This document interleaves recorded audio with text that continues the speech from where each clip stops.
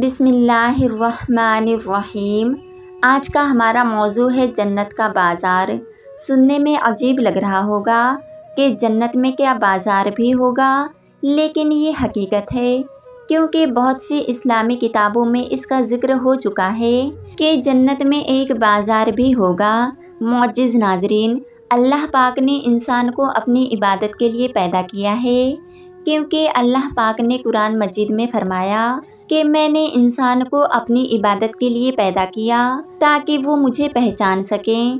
عزیز دوستوں، ہمارا دنیا میں آنے کا مقصد ہم اللہ پاک کی عبادت کریں اور اپنی زندگیوں کو حضور نبی کریم صلی اللہ علیہ وسلم اور اللہ کے بتائے ہوئے احکامات کے اوپر پورا گزار دیں۔ ہمارے مرنے کے بعد یا تو ہم کو سزا دی جائے گی یا پھر انعام۔ اللہ پاک نے جنت اور جہنم کو بنایا ہے اور اس کا دار و مدار ہماری آج کی زندگی پر ہے۔ اگر ہم نے زندگی کو اللہ پاک کے بتائے ہوئے احکامات کے اوپر گزار دیا تو اللہ پاک ہمیں جنت میں بھیجے گا انشاءاللہ، لیکن اگر ہم نے اپنی زندگی اللہ پاک کی نافرمانی میں گزار دی تو اللہ پاک ہمیں جہنم میں ڈال دے گا۔ حضرت سعید بن مسیح رضی اللہ تعالی عنہ سے روایت ہے کہ ایک دن بازار میں ان کی ملاقات حضرت ابو ہریرہ رضی اللہ تعالی عنہ سے ہوئی، جس پر حضرت ابو ہریرہ رضی اللہ تعالی عنہ نے کہا کہ میں اللہ تعالی سے دعا کرتا ہوں کہ جس طرح ہم مدینے کے بازار میں آج ہم دونوں کی ملاقات ہوئی ہے، اسی طرح اللہ تعالی جنت کے بازار میں بھی ہم دونوں کو ملائے۔ حضرت سعید رضی اللہ تعالی عنہ نے یہ سن کر دریافت کیا کہ کیا جنت میں بھی بازار ہوگا؟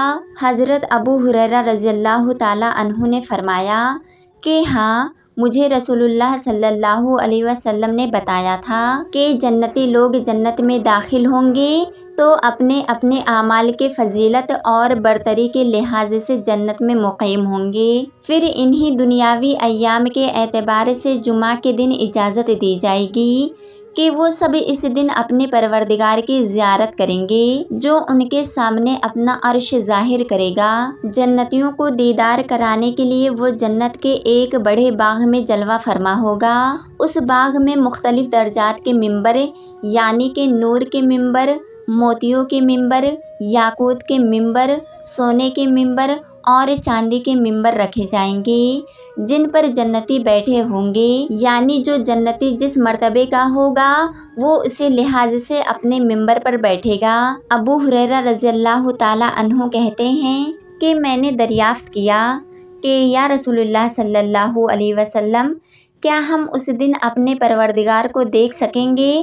آپ صلی اللہ علیہ وسلم نے فرمایا، ہاں یقیناً۔ کیا تم دن میں سورج کو اور 14ویں رات کی چاند کو دیکھنے میں شک شبہ رکھتے ہو؟ ہم نے عرض کیا، ہرگز نہیں۔ فرمایا، اسی طرح تمہیں اس دن اپنے پروردگار کو دیکھنے میں کوئی شک شبہ نہیں ہوگا۔ دیدار الہی کی اس محفل میں کوئی شخص ایسا نہیں ہوگا جس سے پروردگار تمام حجابات اٹھا کر براہ راست ہم کلام نہیں ہوگا، یہاں تک کہ اللہ تعالی حاضرین میں سے ایک شخص کو مخاطب کر کے فرمائے گا، اے فلاں بن فلاں، کیا وہ دن تجھے یاد نہیں جس دن تو نے گناہ کیا تھا؟ تب وہ شخص عرض کرے گا، میرے پروردگار، کیا آپ نے میرے وہ گناہ بخش نہیں دیے؟ پروردگار فرمائے گا، بے شک میں نے تیرے وہ گناہ معاف کر دیے ہیں اور تو میری اسی معافی کے نتیجے میں آج اس مرتبے کو پہنچا ہے۔ پھر وہ لوگ اسی حالت اور مرتبے پر ہوں گے کہ ایک بادل آ کر ان پر چھا جائے گا اور ایسی خوشبو برسائے گا کہ اس جیسی خوشبو انہوں نے اس سے پہلے کبھی کسی چیز میں نہیں پائی ہوگی۔ اس کے بعد ہمارا پروردگار فرمائے گا، اٹھو اور اس چیز کی طرف آ جاؤ جو ہم نے تمہاری عظمت کے باعث تیار کر رکھی ہے، اور تم اپنی پسند و خواہش کے مطابق جو چاہو لے لو۔ یہ سن کر آپ صلی اللہ علیہ وسلم نے فرمایا، جنتی لوگ اس بازار میں پہنچیں گے جسے فرشتے گھیرے ہوئے ہوں گے۔ اس بازار میں ایسی ایسی چیزیں موجود ہوں گی کہ نہ کبھی کسی آنکھ نے دیکھی ہوگی اور نہ کسی کان نے سنی ہوں گی، اور نہ کسی کے دل میں ایسا تصور بھی آیا ہوگا۔ پھر اس بازار میں سے اٹھا کر ہمیں وہ چیزیں دی جائیں گی جن کے ہم خواہش کریں گے۔ حالانکہ اس بازار میں خرید و فروخت جیسا کوئی معاملہ نہیں ہوگا۔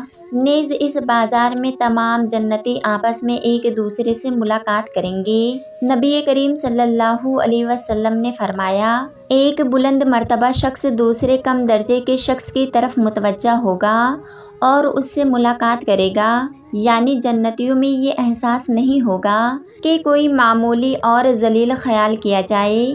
بہرحال اس بلند مرتبہ شخص کو کم تر مرتبے والا شخص کا لباس پسند نہیں آئے گا۔ ابھی ان دونوں کا سلسلہ گفتگو ختم نہیں ہو پائے گا کہ یکایک وہ بلند مرتبہ شخص محسوس کرے گا کہ میرے مخاطب کا لباس تو مجھ سے بھی زیادہ بہتر ہے۔ ایسا اس لیے ہوگا کہ جنت میں کسی شخص کو غمگین ہونے کا موقع نہیں دیا جائے گا۔ پھر نبی کریم صلی اللہ علیہ وسلم نے فرمایا، اس کے بعد ہم سب جنتی اپنے اپنے محلات اور مکانات کی طرف واپس ہوں گے اور وہاں ہماری بیویاں ہم سے ملیں گی، مرحبا اور خوش آمدید کہہ کر ہمارا استقبال کریں گی۔ ہر عورت اپنے شوہر سے کہیں گی کہ تم اس حال میں واپس آئے ہو کہ اس وقت تمہارا حسن و جمال اس حسن و جمال سے کئی زیادہ ہے جو ہمارے پاس سے جاتے وقت تمہارا تھا۔ تو ہم اپنی بیویوں سے کہیں گے، آج ہمیں اپنے پروردگار کے ساتھ بیٹھنے کی عزت حاصل ہوئی ہے جو جسم و بدن اور حسن و جمال کی ہر کمی کو پورا کرنے والا ہے۔ سبحان اللہ۔